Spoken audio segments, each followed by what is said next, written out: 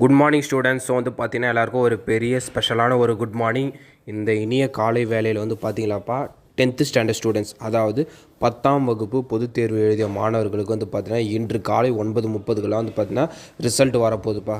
So வந்து பார்த்தீங்கன்னா காலையிலே உங்களுக்கு வந்து விடியற் காலையிலே வந்து பார்த்தீங்கன்னா சில அப்டேட் கொடுக்கலான்னு இருந்தேன், சில பல காரணத்தால் கொடுக்க முடியலப்பா. ஸோ இப்போ நான் சொல்லிடுறேன், ஓகேங்களா. ஃபஸ்ட்டு வந்து பார்த்தீங்கன்னா ஸ்டூடெண்ட்ஸு ரொம்ப நர்வஸாக இருந்திருக்கீங்க. ஸோ இப்போயும் அப்படி தான் இருக்கீங்கப்பா. நிறைய ஸ்டூடெண்ட்ஸ் வந்து பார்த்தீங்கன்னா நிறைய பேர் நேற்று நைட் தூங்கவே இல்லைன்னு சொல்லியிருந்தாங்க. ஸோ அது நம்ம கேட்க ரொம்ப இதுவாக தான் இருந்துச்சு, கஷ்டமாக.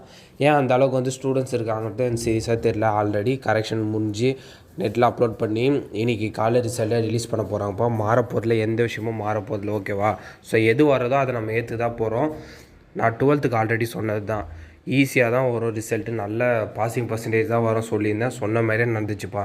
நிறைய மாணவர்கள்ப்பா 12th 600க்கு 450 500 மார்க்லாம் எடுத்துருந்தாங்க, ஓரளவுக்கு எழுதின மாணவர்கள்.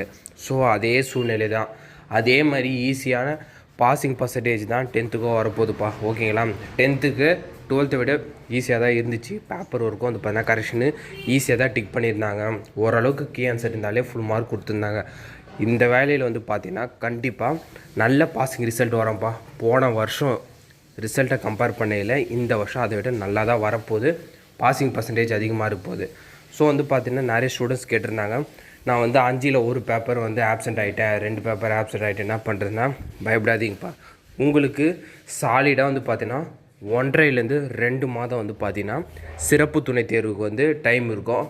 ஜஸ்ட் இம்பார்ட்டன்ட் கொஷின்ஸ் எல்லாமே பார்த்தா இந்த 1.5 மாதத்தில் அழகாக 20 நாள் பிரித்து நீங்கள் படித்தாலே போதும். ரிசல்ட் வந்த பிறகு அழகாக ஜூன் மாதம் தட்டி தூக்கிட்டு நீங்கள் போயினே இருந்தலாம்ப்பா. ஜூலை மாதம் +1 சேர்ந்து நீங்கள் படிக்க ஆரம்பிச்சிடலாம், இல்லைனா டிப்ளமோ ஐடிஐ நீங்கள் சேர்ந்து படிக்கலாம், உங்களுக்கு எது விருப்பமோ. 10th மாணவர்களுக்கு சொல்கிறேன், ஓகேங்களா. ஸோ ரிசல்ட் வந்து பார்த்திங்கன்னா நல்லபடியாக தான் இன்றைக்கி வரப்போகுது.